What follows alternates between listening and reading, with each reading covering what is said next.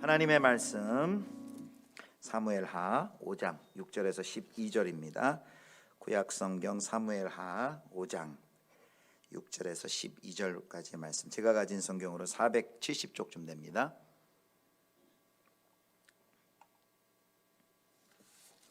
교독하겠습니다.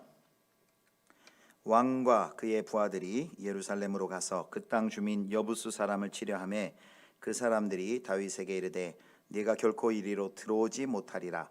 맹인과 다리 저는 자라도 너를 물리치리라 하니 그들 생각에는 다윗이 이리로 들어오지 못하리라 함이나 다윗이 시온 산성을 빼앗았으니 이는 다윗 성이더라. 그날에 다윗이 이르기를 누구든지 여부스 사람을 치거든 물 깃는 대로 올라가서 다윗의 마음에 미워하는 다리 저는 사람과 맹인을 치라 하였으므로 속담이 되어 이르기를 맹인과 다리 저는 사람은 집에 들어오지 못하리라 하더라. 다윗이 그 산성에 살면서 다윗성이라 이름하고 다윗이 밀로에서부터 안으로 성을 둘러싸으니라. 만군의 하나님 여호와께서 함께 계시니 다윗이 점점 강성하여 가니라. 도로왕 히람이 다윗에게 사절들과 백향목과 목수와 석수를 보내매 그들이 다윗을 위하여 집을 지으니 12절 같이 읽겠습니다. 시작. 다윗이 여호와께서 자기를 세우사 이스라엘 왕으로 삼으신 것과 그의 백성 이스라엘을 위하여 그 나라를 높이신 것을 알았더라. 아멘. 할렐루야. 네, 우리 좌우로 한번 인사하겠습니다. 참 잘 오셨습니다. 반갑습니다. 사랑하고 축복합니다. 우리 가정에서도 가족끼리 예배드리면 한번 인사하시죠. 네.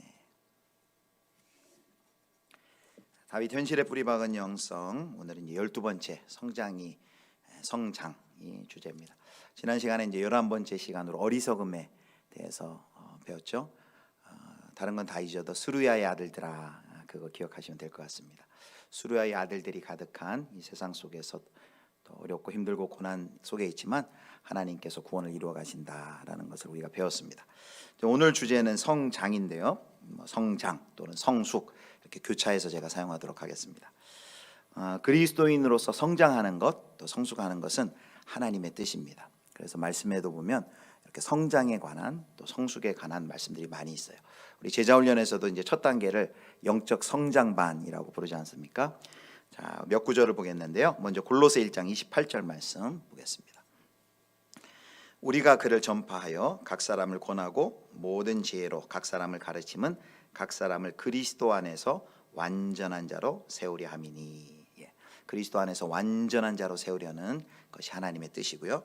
또 에베소 4장 13절 말씀, 이건 우리 같이 한번 읽겠습니다. 시작.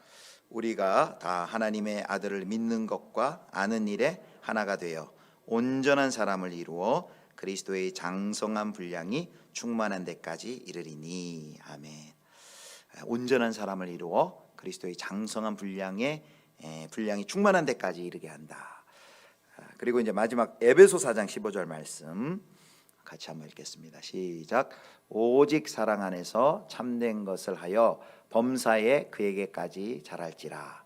그는 머리니 곧 그리스도라. 아멘. 그래서 범사에 그에게까지, 예수 그리스도에게까지 자랄지라 그랬습니다. 여러분, 이렇게 내가 성장하고 있는 걸 느끼십니까? 1년 전의 나의 모습, 또 5년 전의 나의 모습, 10년 전의 나의 모습과 비교해 볼 때 우리는 얼마나 좀 성장하고 성숙했습니까? 성숙했다면 어떤 변화를 여러분 우리 자신들에게서 또 우리 믿음의 공동체에서 보고 계십니까? 오늘은 이 다윗의 이야기를 통해서 이 성장이라는 주제를 함께 살펴보려고 합니다. 오늘 본문에는 이제 드디어 다윗이 이스라엘의 통합 왕이 되는 내용이 나옵니다. 북쪽 지파들로 구성된 이제 이스라엘의 실질적인 지도자였던 군대 장관 아브넬이 요압에게 암살됩니다. 그리고 왕이었던 이스보셋도 또한 암살됩니다. 그러자 북왕국에 속한 그 지도자들이 유다 아랫지방 유다족 속 헤브론에서 왕을 하고 있는 다윗에게 찾아갑니다. 다윗은 그 유다의 헤브론에서 약 7년 반 정도 왕으로서 통치하고 있었던 때였습니다. 그래서 그 왕에게 찾아가서 세 가지 이유를 듭니다. 세 가지 이유를 들어서 당신이 우리들의 왕이 되어 주십시오라고 말합니다. 그 첫 번째 이유가 이제 1절에 나와 있습니다. 우리는 왕의 한 고륙이니이다라고 말합니다. 고륙이라는 것은 강함과 약함 속에서 함께 지냈다라는 뜻입니다. 동고동락했다. 왕과 우리는 지금은 남과 북으로 나뉘어 있어가지고 갈라져 있지만은 우리는 본래 근본적으로 이스라엘과 유다는 같은 민족이고 우리가 동고동락하는 그런 사이 아닙니까? 그래서 이스라엘이 다윗을 왕으로 추대하는 것은 당연한 일입니다라고 이제 말하는 것이죠. 이제 두 번째하고 세 번째 이유가 2절에 나와 있어요. 우리 2절 말씀 보겠습니다. 자, 상반절이 두 번째 이유입니다. 전에 곧 사울이 우리의 왕이 되었을 때에도 이스라엘을 거느려 출입하게 하신 분은 왕이시었고, 자, 이게 두 번째 이유입니다. 사울이 왕으로 있을 때 이스라엘 군대를 지휘한 자가 바로 다윗 왕이었습니다. 다윗이었습니다. 당신이었습니다라고 말하는 거죠. 지금은 유다를 통치하는 왕이었지만 한때 다윗은 그들과 함께 사울 왕의 수하에서 같은 군대에 속해 나라 민족을 우리가 함께 지켰던 자들입니다라고 이야기하는 거예요. 자, 그다음에 그 5장 2절 하반절을 보겠습니다. 여호와께서도 왕에게 말씀하시기를 내가 내 백성 이스라엘의 목자가 되며 내가 이스라엘의 주권자가 되리라 하셨나이다 하니라. 여기 보면 여호와 하나님이 다윗에게 그가 이스라엘의 목자와 이스라엘의 주권자가 될 것이라는 그 약속을 말씀해 주셨음을 우리도 인정합니다. 그리고 사무엘을 통해서 다윗이 사울의 뒤를 이어서 이스라엘의 왕이 될 것을 선언한 적이 있으며 자신들은 바로 그 사무엘의 예언을 성취하기 위해서 우리가 여기에 왔습니다 라는 뜻입니다. 즉 이들은 다윗의 그 신앙과 우리는 같은 신앙입니다 라고 말하는 것이죠. 자, 그렇게 이야기를 하고 이제 5장 3절처럼 이제 이 다윗과 이스라엘의 지도자들 장로들이 언약을 세우고 기름을 붓습니다. 자, 5장 3절 봅니다. 이에 이스라엘 모든 장로가 헤브론에 이르러 왕에게 나오매 다윗 왕이 헤브론에서 여호와 앞에 그들과 언약을 맺으며 그들이 다윗에게 기름을 부어 이스라엘 왕으로 삼으니라. 예, 이때 다윗의 나이가 한 37살. 30살에 유다의 헤브론에서 왕이 돼서 7년 6개월 정도, 7년 반 정도를 다스립니다. 그래서 헤브론에서 7년 반, 그리고 이제 수도를 옮겨서 예루살렘에 가서 거기서 33년, 약 한 40년 정도를 한 70세 때까지 다윗은 왕으로서 통치를 하게 됩니다. 자, 다윗이 이제 남과 북에 통합돼서 이제 온전한 예루살렘, 온전한 이스라엘 왕이 되었습니다. 다윗이 왕이 된 다음에 가장 처음 한 일이 있습니다. 그것은 수도를 옮기는 일이었어요. 헤브론이 유다 지파를 다스릴 때는 헤브론이 수도였는데 헤브론은 너무 남쪽에 있었어요. 그래서 북왕국 북쪽에 그 이스라엘 지파까지 영향을 미치려면 수도를 조금 더 북쪽으로 올라가야 됐습니다. 근데 아주 적절한 곳이 있어요.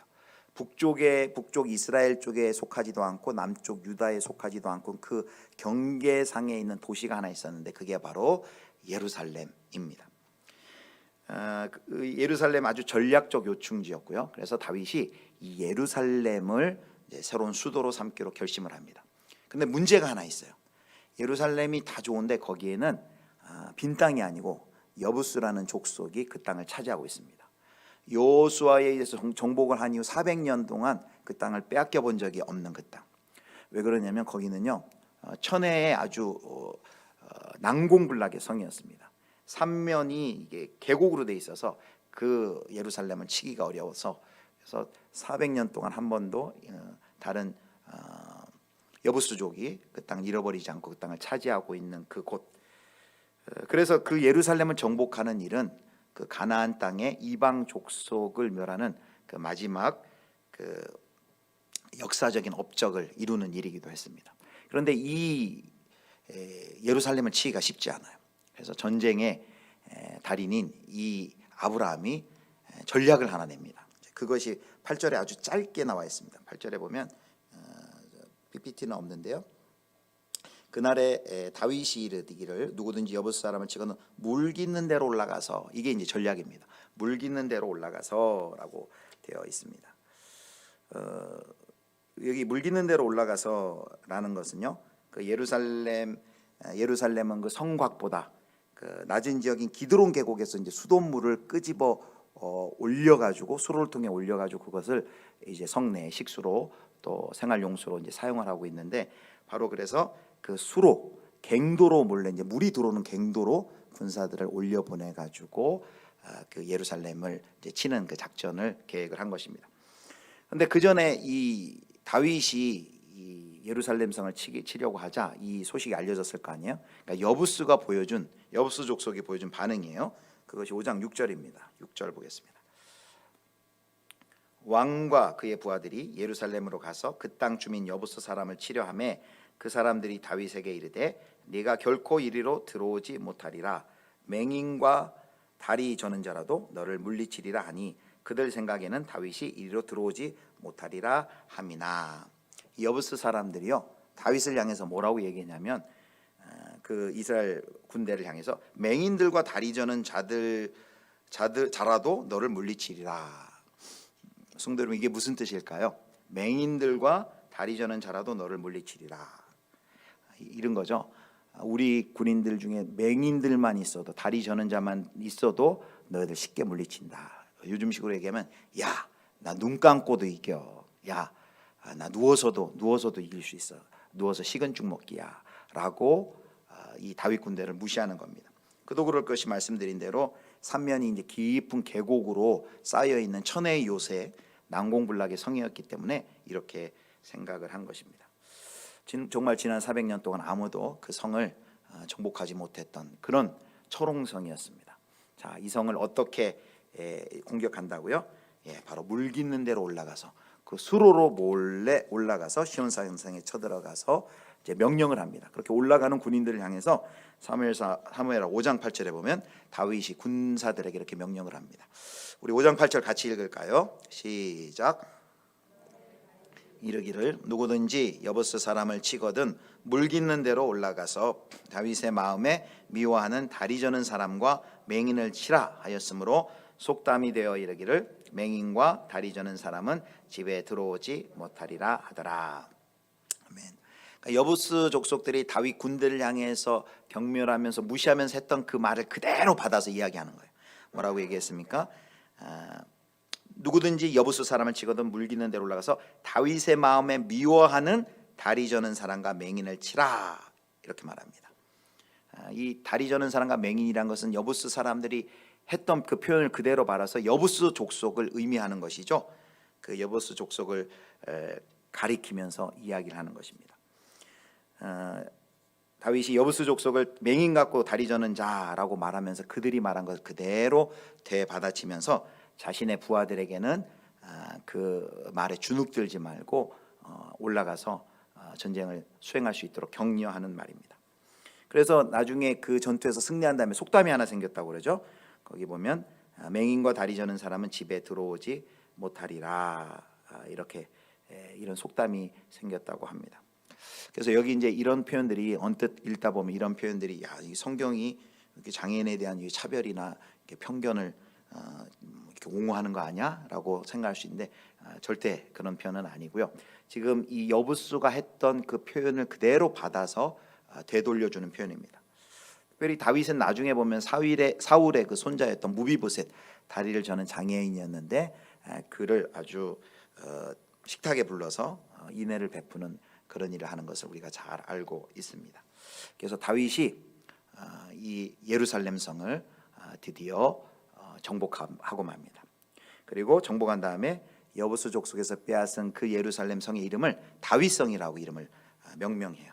그리고 또 성 안에 이제 네 성을 구축을 합니다. 이제 이것이 오늘 이제 우리가 살펴볼 대략의 줄거리입니다. 자, 그렇게 이제 사무엘 하는 5장에는 예루살렘 성이 다윗의 군대에 의해서 여부수가 다스리던 예루살렘 성을 정복하고 다윗의 도시가 섰다라는 이야기를 하면서 5장 10절에 그 성경의 기자가 아주 이런 멋진 구절을 우리에게 들려줍니다.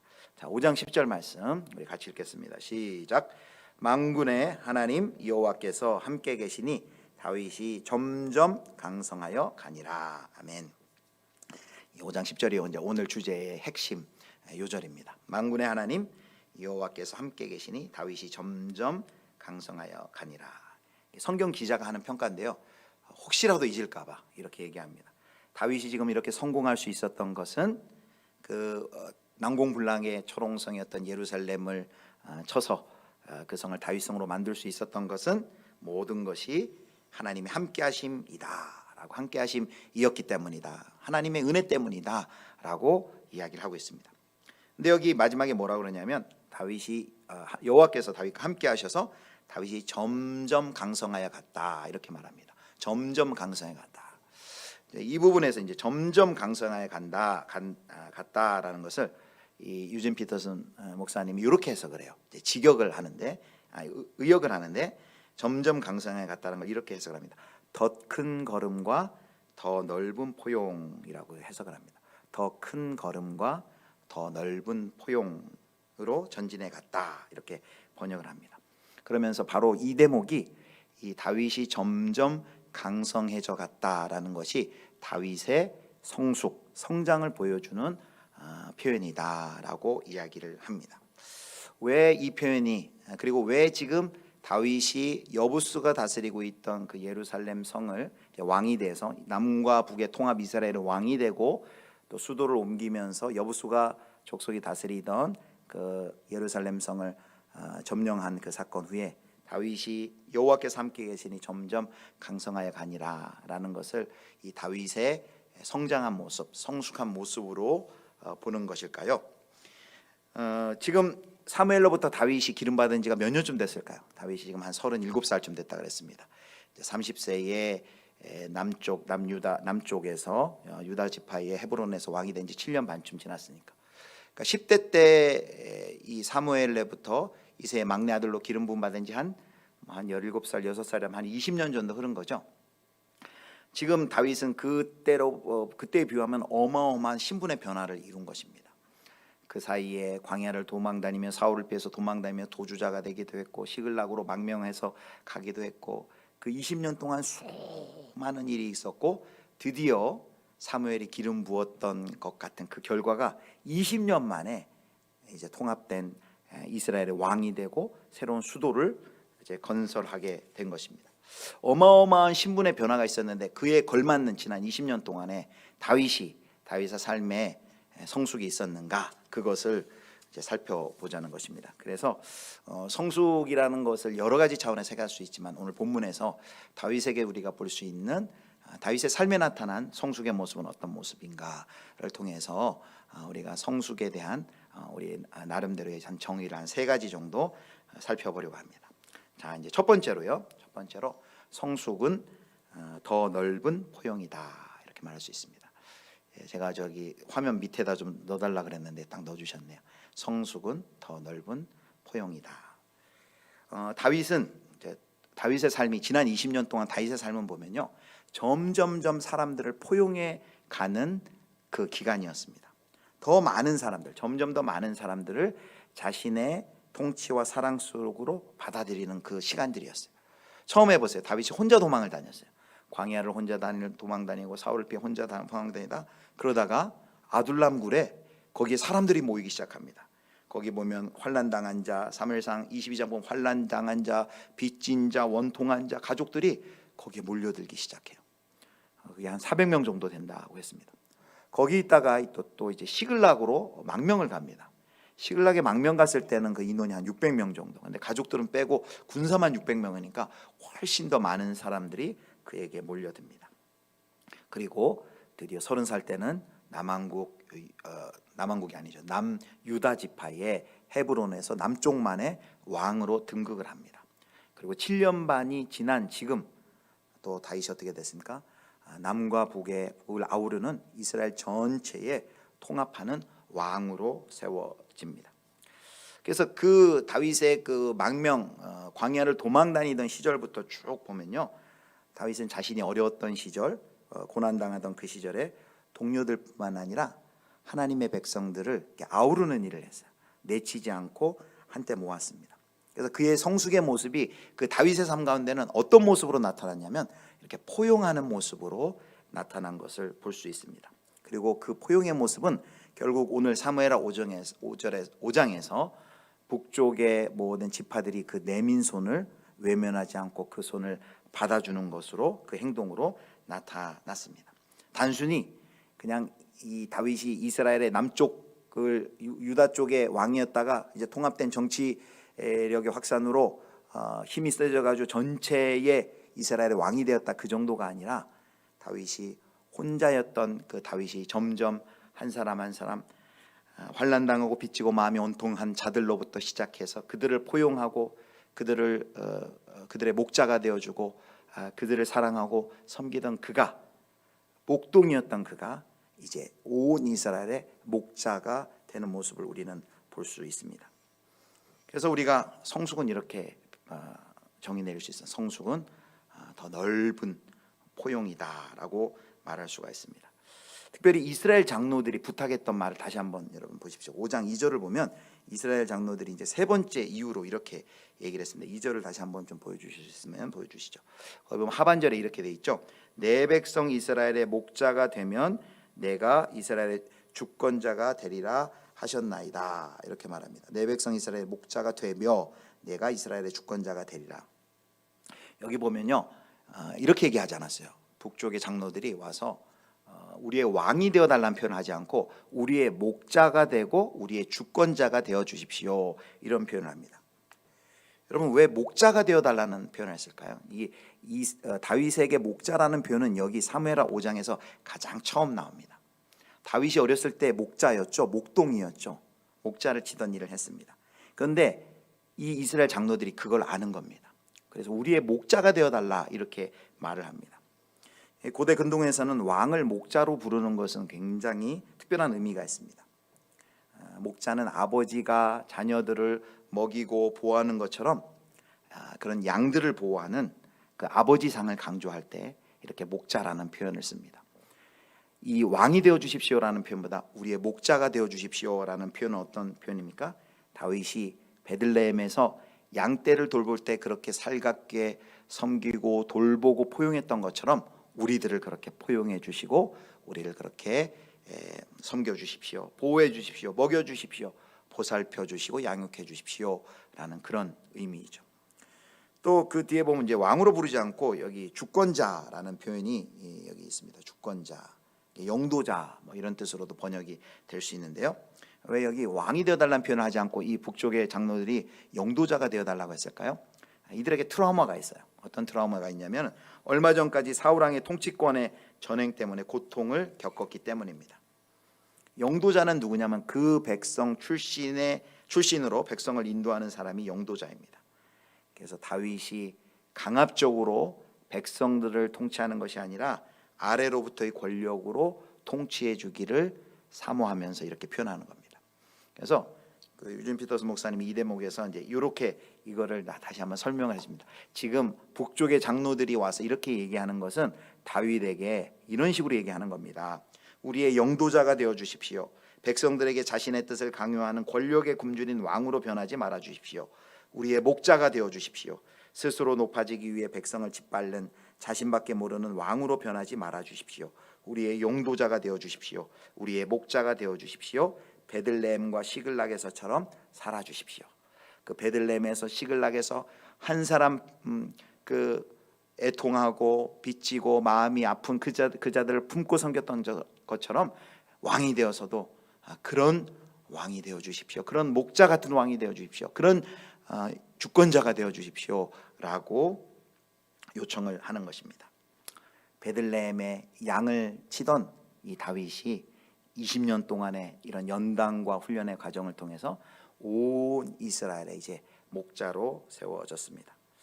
그래서 그가 목자가 되는 일을 잘 마쳤을까? 유진 피터스 목사님은 그럴 것이다, 그렇다라고 말합니다. 그리고 그 증거를 시편 23편이라고 얘기해요. 시편 23편은 다윗이 인생의 마지막 황혼역에 지은 시거든요.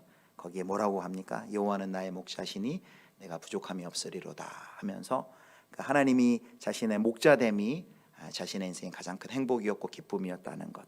그래서 자신의 삶이 목자이신 하나님 때문에 행복한 삶이었고, 또 자신을 하나님께서 목동에서 또 이스라엘의 목자로 부르신 그 사명을 그 하나님 의지하여서 잘 수행했다라는 것을 고백하는 그 시로 시편 23편을 듭니다.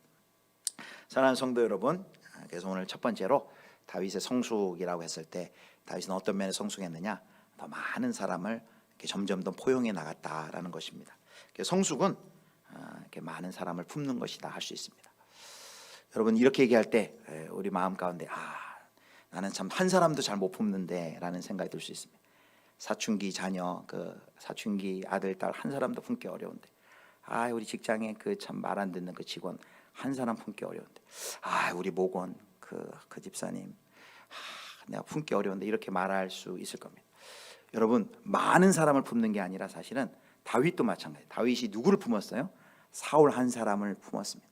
사울 한 사람 품는 것에서 시작했는데 사울을 품는 그 과정을 통해서 점점 더 많은 사람들을 품게 된 것이죠. 그러니까 여러분 많은 사람을 못 품는다고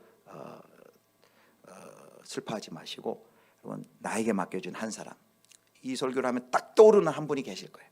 그분을 위해서 기도하고 그분을 품기 위해서 또 기도하는 분들이 있을 것입니다. 그래서 그분을 품는 것이 성숙입니다. 그래서 성숙이라고 할 때 우리가 나와 어려운 사람들, 지난주 얘기를 하면 수르야의 아들들을 품을 수 있도록 하나님 은혜 달라고. 그래서 그 사람을 품는 면에서 우리가 성숙의 은혜가 나타나기를 축복합니다.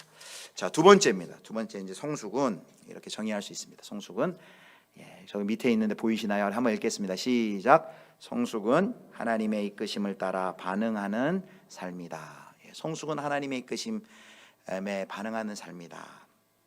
이게 무슨 말인가 하면요, 우리 그리스도인의 성숙은 하나님과의 만남 속에서 이루어집니다. 물론 그것은 이제 사랑과의 만남이지만 그 안에 하나님께서 일하시죠. 단순히 하나님에 관해서 아는 차원에서 아니라 하나님과의 만남을 통해서 우리는 하나님을 경험합니다. 자, 지난 20년 동안 다윗이 그 수많은 그 생애 위기와 고난의 그 삶 속에서 그가 뭘 경험했습니까? 그의 고백이 12절에 나와 있어요. 사무엘하 5장 12절입니다. 자, 12절 보겠습니다. 5장 12절이 없나요? 자, 5장 12절 같이 읽겠습니다. 시작. 다윗이 여호와께서 자기를 세우사 이스라엘 왕으로 삼으신 것과 그의 백성 이스라엘을 위하여 그 나라를 높이신 것을 알았더라. 아멘. 아까 10절은 성경 기자가 했던 평가예요. 10절의 말씀이 뭐였습니까? 만군의 하나님 여호와께서 함께 계시니 다윗이 점점 강성하여 가니라. 이거 성경 기자의 평가인데 여기 5장 12절에는 다윗의 고백이 나와 있어요. 뭐라고요? 다윗이 두 가지를 알았대요. 첫 번째, 여호와께서 자기를 세우사 이스라엘 왕으로 삼으신 것. 내가 이스라엘 왕 된 것은 내 실력과 내 정치 능력과 나의 지혜로 된 것이 아닌 것을 이 다윗이 잘 알고 있는 거예요. 두 번째는 뭐냐면, 그래서 그렇게 왕 된 것은 그의 백성 이스라엘을 위하여 그 나라를 높이신 것을 알았더라. 하나님의 백성 이스라엘 백성들을 잘 섬기라고 자기를 왕 삼아줬다는 것을 이 다윗이 알고 그것을 고백하고 있습니다. 그가 지금 누리고 있는 외교적인 그 안정, 여기 이제 11절 보면 그 두루왕 히람이 막 온갖 사절들과 백향목 목수 속수를 보내서 다윗을 막 집 지어주고, 이 두로는 굉장히 상업이 흥하는 나라거든요. 아무런 이유 없이 이 다윗 왕에게 이렇게 해줄 리가 없어요. 그 말은 이 다윗 왕, 그 이스라엘이 그만큼 벌써 그 국제 사회 속에서 어떤 힘을 가지고 있고 어떤 인정을 받는 위치에 있다라는 것입니다. 그런데 그렇게 자기가 누리고 있는 그 외교적인 어떤 안정, 나라의 번영이 지금 내가 잘나서 내가 잘해서가 아니다. 이것이 하나님께서 자기 백성을 위해서 나를 세우신 것이다 라고 겸손한 고백을 하고 있습니다. 여러분, 이 고백이 어떻게 나왔다고요? 지난 20년간 그 수많은 고난의 시간들을 통하여서 이거 깨달은 거예요. 여러분, 우리 몇 주 전에 배웠지 않습니까? 시글락에 망명해 갔을 때, 처음에 갔을 때 미친 척하고 거기서 살기 위해서 미친 척하고 나왔습니다. 두 번째는 시글락에서 블레셋 사람 편 들어주다가 마지막에는 자기의 나라, 자기 동족과 싸울 그 위기에 있는데 하나님께서 이 다윗과 그의 군대 떵떵거리면서 거기에 피할 수 있는 그런 은혜를 주시지 않았습니까? 그 모든 시간들을 통해 다윗이 깨달은 것이 무엇이에요? 내가 지금 하나님의 도우심과 은혜로 왕이 됐고, 내가 왕이 된 사명이 하나님의 백성들 때문이구나라는 것을 깨달아간 것입니다. 그래서 우리는 두 번째 주제가 성숙한 하나님의 이끄심을 따라 반응하는 삶이라 그랬는데, 유진 피터스 목사님이 이 대목에서 요 문장을 하나 인용하겠습니다. 보여주시죠. 자, 두 문장이 있는데요. 제가 읽겠습니다. 우리가 아니라 하나님에게 출발해야 한다. 하나님에게서겠죠. 하나님에게서 출발해야 한다. 그리스도인의 삶은 먼저 하나님이 지금 어떤 일을 하고 계신지 살피고 거기에 반응하는 삶이다. 두 번째요. 그리스도인의 삶은 먼저 하나님이 지금 어떻게 자신의 사랑과 은혜를 나타내고 계신지 살피고 그에 대해 감사와 순종으로 사는 삶이다. 여러분, 이 역사는 어떤 역사라 그랬습니까? 성경, 우리 주일 예배 때 성경에 대해서 배울 때 그랬죠. 성경은 하나님이 온 인류와 온 세상을 회복시키는 이야기다라고 했습니다. 그리고 그 하나님의 그 큰 구속의 이야기가 오늘 우리의 이야기로 이어진다는 거죠. 우리의 인생이 그 하나님의 이야기에서 한 배역을 맡은 인생이고, 그 하나님의 이야기를 오늘 나의 삶 가운데 충실히 써나가는 이야기예요. 그래서 하나님이 보이시지 않지만 하나님이 온 세상을 다스리고 주관하시며 내 삶을 주장하시고, 오늘 우리의 삶을 통해서 나와 우리 가족과 우리 교회의 삶을 통해서 하나님의 그 구원의 뜻을 이루어 가신다는 것을 우리는 고백하는 사람들입니다. 하나님의 이야기를 오늘도 우리는 우리의 삶에서 써내려가는 사람들입니다. 그렇다면 우리가 주목해야 될 건 뭐예요? 하나님이 나를 어떻게 이끄시는가라는 것입니다. 여기 방금 우리가 읽었지만 하나님이 지금 어떤 일을 하고 계신지 살펴보시고, 여러분, 우리가 계획하고 우리가 하기 이전에 하나님께서 먼저 하시고자 하는 일이 있어요. 하나님께서 지금 뭘 하시려고 하지? 하나님께서 우리 교회에 지금 뭘 하려고 하시지? 하나님이 지금 우리 목장에 뭘 하려고 하시지? 하나님이 우리 가정에 지금 뭘 하려 하시는가? 내 계획도 중요하겠지만 그 계획 먼저 하나님이 뭘 하려 하시는가에 관심을 가지고 그것에 우리가 주목을 하는 것이죠. 그리고 여기 그리스도인의 삶은 먼저 하나님이 지금 어떻게 자신의 사랑과 은혜를 나타내고 계신지, 하나님이 그렇다면 지금 나의 삶 가운데 어떤 일을 행하고 계시지? 여러분, 이런 질문과 관심을 가지고 나의 삶과 내 주변을 살펴보면요, 하나님께서 일하신 하나님의 손길이 보이기 시작합니다. 그리고 그 하나님의 손길에 내가 이렇게 순종해야 되겠구나라는 순종의 발걸음을 이렇게 디뎌야 되겠다는 그런 마음의 결심과 결단도 나오는 것입니다. 우리 그 찬양, 주님 말씀하시면 그 찬양에 보면 이런 가사가 있죠. 오 주님 나를 이끄소서, 뜻하신 그곳에 나 있기 원합니다. 이끄시는 대로 순종하며 살리니 연약한 내 영혼 통해 일하소서, 이런 가사가 있습니다. 이끄시는 대로 순종하며 살리니. 그래서 바로 이 성숙이 뭐냐?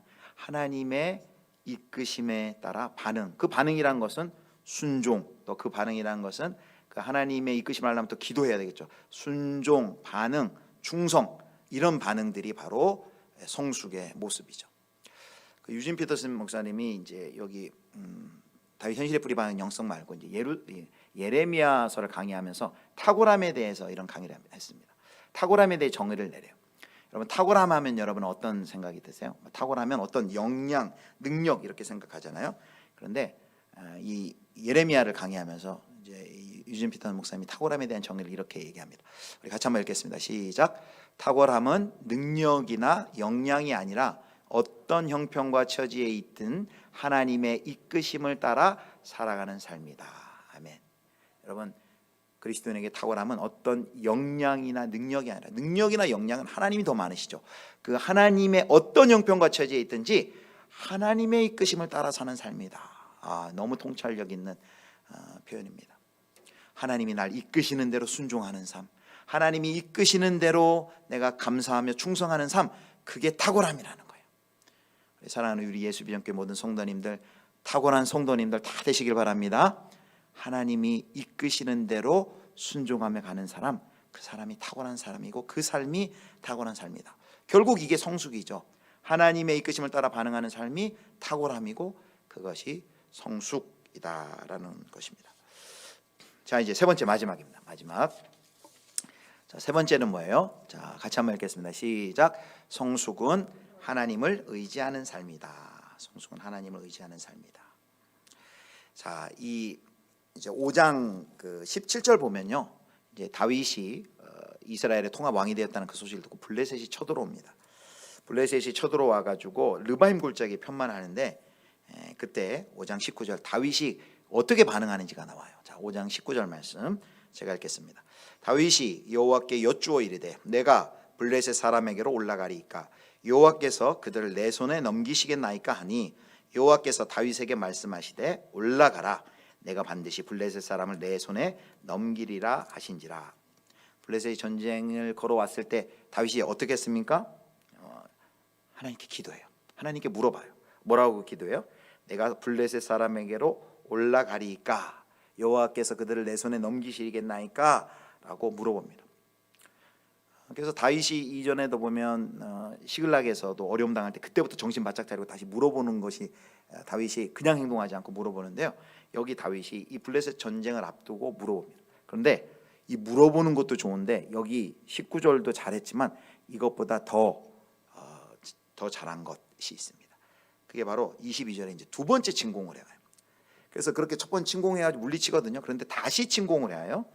22절을 보면 블레셋 사람들이 다시 올라와 르바임 골짜기에 가득하더라.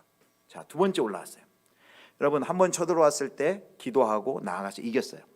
그다음 두 번째 쳐들어오면 여러분 혹시 이렇게 하기가 쉽지 않겠습니까? 또 쳐들어왔네. 지난번에도 이겼으니까 이번에도 이거는 뭐 기도해보나 마나야. 이거는 분명히 나가라 하실 거고 우리에게 승리를 주실 거야 라면서 나갈 수 있지 않았겠습니까? 그런데요 다윗이 두 번째 쳐들어왔는데 또 어떻게 반응하는지 아세요? 자, 23절 보겠습니다. 23절 우리 같이 읽겠습니다. 시작. 다윗이 여호와께 여쭈니 이르시되 올라가지 말고 그들 뒤로 돌아서 뽕나무 숲을 맞은편에서 그들을 기습하되. 여러분 한 번 됐다고 우리는 이렇게 생각할 수 있어요. 그걸 공식화해 버릴 수 있어요. 한번 해봤으니까 경험이 있으니까 굳이 뭐 또 이거 물어볼 필요 있나 이렇게 할 수 있어요. 성경에 보면 그런 실수를 범한 사람들이 바로 예수님의 제자들이 예수님 변화산 산상에 올라갔을 때 산 아래에서 귀신 들린 아이를 고쳐달라고 아버지가 데려왔을 때 못 고쳤죠. 이유는 뭐예요? 예전에도 귀신 쫓았는데 왜 못 고쳤어요? 귀신을 쫓는 것을 자신의 능력으로 알았어요. 무슨 권한을 부여받은 걸로 알았어요. 귀신 쫓는 것은 하나님만이 할 수 있다는 것을 믿지 않고 하나님을 의지하지 않고 자신의 능력으로 알았기 때문에 그 제자들이 실패했어요. 다윗이 한 번 이겼다고 이것을 공식화 삼고 이거 내 능력이다라고 삼지 않고 또 물어봤어요. 또 물어보니까 이번엔 또 하나님이 다른 전략을 주십니다. 그들 뒤로 돌아서 뽕나무 숲을 맞은편에 그들을 기습하라라고 말을 합니다.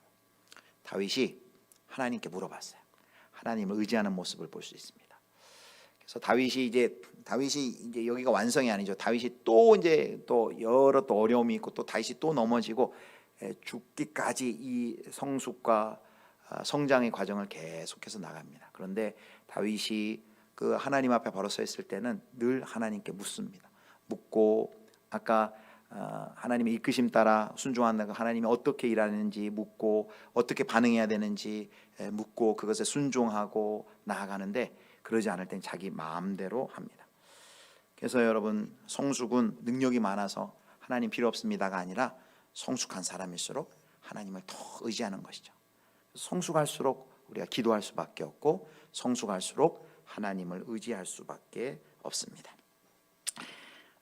말씀을 맺도록 하겠습니다. 오늘 다윗의 20여 년 만에 온 이스라엘의 왕이 된 그 장면에서 이 다윗이 점점 강성하여 가니라라는 이 말이 다윗이 그 20여 년을 통하여서 성숙한 모습을 보이고 있다라는 것을 살펴보았습니다.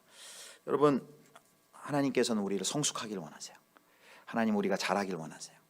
그걸 어떻게 할 수 있습니까? 우리 예수 믿고 바로 우리를 천국으로 데려가지 않으세요. 여러분 그런 질문 혹시 해보지 않으세요? 왜 예수 믿고 구원받았으면 천국으로 바로 데려가지 왜 우리를 이 땅에 남겨두어서 이런 진흙탕 속에서 이런 고난 속에서 우리가 계속 뒹굴고 살아야 할까? 여러분 그런 질문 혹시 안 생기십니까? 왜 그럴까요? 왜 예수 믿고 구원받았으면 이제 하나님과 함께 행복하게 살고 천국으로 바로 안 데려가고 여전히 이 땅에 놓으실까요? 그 구원은 이제 시작이기 때문이에요. 사실 예수님 믿는 건 이제 시작이고 그 예수님을 믿고 시작해서 예수님이 우리의 삶 가운데 채우시고 하나님이 채우시고 만드시고 싶으신 것이 있어요. 그게 뭐예요? 아까 시작하면서 설교 시작하면서 읽었던 골로새서 말씀, 에베소서 말씀, 이게 다 그 하나님의 우리를 향한 기대와 하나님이 하시고자 하는 일입니다. 하나님의 기대는 굉장히 커요. 우리는 매우 소극적이에요. 그래서 뭘 안 하는 거에 만족해요. 내가 사기 안 치고 거짓말 안 하고 욕심 안 부리고 교만하지 않으면 되지. 이것은 율법이 말하는 아주 소극적인 거고요. 하나님이 우리에게 원하시는 것은 더 적극적이에요. 사랑하는 사람이 되고 오래 참는 사람이 되고 기뻐하는 사람이 되고 온유한 사람이 되고 화평한 사람 되고 선으로 악을 이기는 사람 되고, 이런 적극적인 하나님의 그 성품 성령의 열매를 맺는 그리스도의 장성한 분량에 이르기까지 우리를 만드시기 위해서 이 진흙탕 같은 세상 속에서 여전히 우리를 놓아둔 것입니다.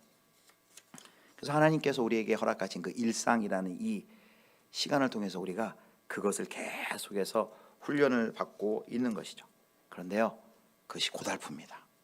고달프고 또 성공할 때보다 실패하는 적이 많고, 낙심할 때도 많고, 분노할 때도 많고, 밥상 엎어버릴 때도 많고, 후회합니다. 그런데 여러분, 감사한 게 무엇입니까? 감사한 게 로마서 8장에 보면 게 잘 나와 있어요. 감사한 것은 우리가 그렇게 잘못하고 우리가 그렇게 실패하고 한숨 쉬고 후회가 될 일을 하는데, 그것마저도 그걸 경험하면서 우리를 계속해서 하나님이 우리를 성숙시켜 나가신다는 거예요. 그러니까 우리의 그 후회와 실패가 우리가 잘못한 그 일을 통해서 하나님이 우리를 만들어 가신다는 이 놀라운 존재가 우리가 되었습니다. 여러분, 한 가지 예를 들어 볼까요? 우리가 어떻게 해야 겸손합니까? 언제 여러분 겸손하게 되던가요? 겸손에 대해서 막 정의를 알고 밑줄 긋고 막 하이라이트하고 암송하고 막 사례 외우고 그래야 우리가 겸손한가요? 가장 겸손할 한 번에 겸손할 수 있죠. 한 번이 아니라 그 일을 겪으면 겸손합니다. 뭘 경험하면 우리가 겸손할 수밖에 없습니까? 사방을 봐도 누구를 봐도 나보다 못난 사람이 아무도 없구나 라는 그 실수를 내가 경험할 때 겸손하게 됩니다. 내가 이거밖에 안 되는구나. 밥상 한번 엎어보고 난 다음에 이제 다음부터 밥상 엎지 말아야 되겠구나. 밥상 내가 치워야 되는구나. 깨닫고서 겸손하게 되는 것이죠. 제가 간증했잖아요. 총신신대원 제가 이렇게 마지막 이게 꼴찌로 추가 합격하고 문을 닫고 들어갔어요. 그렇게 하고 이제 학교에 수업하러 가니까요. 이제 확인하고 들어왔잖아요. 제가 마지막으로 들어왔으니까, 문 닫고 들어왔으니까 모든 분들이 다 저보다 다 우수하신 성적으로 들어온 분이, 그러니까 겸손하게 되더라고요. 그렇게 겸손하게 내가 여기 은혜로 들어왔다는 걸 아니까요. 시험 보면서도 눈물이 나더라고요. 수업하면서도 눈물이 나고, 조직신학 시험지 답안지 쓰면서도 눈물이 났어요. 진짜 하나님의 그 속성에 대해서 하는데 그냥 메말은 그냥 조직신학이 아니라 그게 정말 내 마음에 와닿는 거예요. 하나님의 속성에 대해서 쓰는데, 여러분, 조직신학 시험 보면서 이렇게 눈물을 흘릴 만큼 제가 그렇게 경건한 사람이 아닌데 왜 그렇게 됐을까요? 꼴찌라는 그걸 경험해 보니까 겸손하게 될 수밖에 없는 거예요. 여러분, 그래서 우리에게 일어나는 모든 실패, 연약함, 실수, 이런 것들이 그것이 일을 합니다. 그리고 너 그렇게 해도 망하지 않아 라는 것을 우리에게 보여주는 게 뭐예요? 그게 바로 로마서 8장 이야기 아닙니까? 로마서 8장 이야기. 그리스도 예수 안에 있는 자에게는 결코 정죄함이 없나니 이는 그리스도 예수 안에 있는 생명의 성령의 법이, 생명의 성령의 법 안에 있는 우리는 안전하다. 그리고 마지막 로마서 8장 38절 39절에 어떻게 말합니까?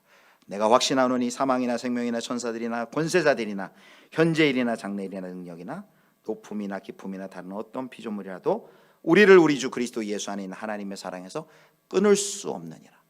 여러 가지 어려움과 시험이 있고 좌절도 있고 넘어지고 그렇게 하겠지만 우리에게 하나님이 이렇게 말씀하세요. 너 걱정하지 마, 안심해. 그리고 한번 살아봐. 하나님의 목적은 우리를 그렇게 성숙시키는 거, 그것 때문에 네 실수로 네 실패로 망하지 않는다는 것을 우리에게 확정 지어주시고, 그리고 우리에게 그 인생을 살라고, 그 현장을, 그 삶을 살라고 우리를 초대하십니다. 우리의 기대는 얕아서 하나님 저 원하는 거 별로 많지 않습니다. 그냥 예수 믿고 그냥 어려운 일 없고 자식들 잘 되고 이 정도면 됩니다. 하나님이 물으실 거예요. 내가 그러려고 내 아들 십자가에 단 줄 아니? 이렇게 말씀하실 겁니다. 하나님의 목적은 우리의 성숙이야. 우리가 성장하고 성숙해서 그리스도의 장성한 분량에 이르기까지 예수 향기 나는 사람, 예수님을 생각나게 하는 사람으로 만들기 위해서 하나님께 가는 그날까지 우리를 계속해서 깎고 다듬고 빚으십니다. 어렵고 힘들지만 두 가지 기억하면 돼. 하나, 어렵고 힘들어도 나는 결코 망하지 않는다, 죽지 않는다. 왜? 하늘 수 없는 하나님의 사랑이 나를 붙으니까. 그리고 실패하고 좌절할 때 뭘 기억하시라고요? 이 실패도, 이 좌절도, 이 절망도 나를 성숙시키고 내 안에서 일을 한다.